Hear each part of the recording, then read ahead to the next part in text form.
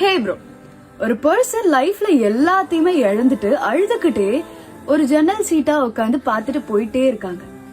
அப்போ ஒரு கால் இல்லாத பர்சன் என்னப்பா ஆச்சு அப்படின்னு கேட்கும்போது இந்த பர்சன் என்னோட லவர் விட்டு போயிட்டாங்க, அந்த மாதிரி நிறைய விஷயங்களை சொல்றாங்க. உடனே அவர் அதை கேட்டுட்டு நான் ஏன் ஸ்டோரி சொல்றேன் கேக்குறியான்னு கேக்குறாரு. அவர் ஸ்டோரிய சொல்ல ஆரம்பிக்கிறாரு. டெய்லியும் காலையில அவருடைய 5 வயசு பொண்ண வேலைக்கு போறதுக்கு முன்னாடி பைக் ரைட் கூட்டிட்டு போவாராம், இல்லனா அழுதுகிட்டே இருப்பாளாம். அப்படி ஒரு நாள் கூட்டிட்டு போகும்போது எதிர்க்கையில ஒரு வண்டி பிரேக் பிடிக்காம வந்து ஆக்சிடென்ட் ஆயிடுது. அதுல அந்த குழந்தை இறந்துடுறாங்க.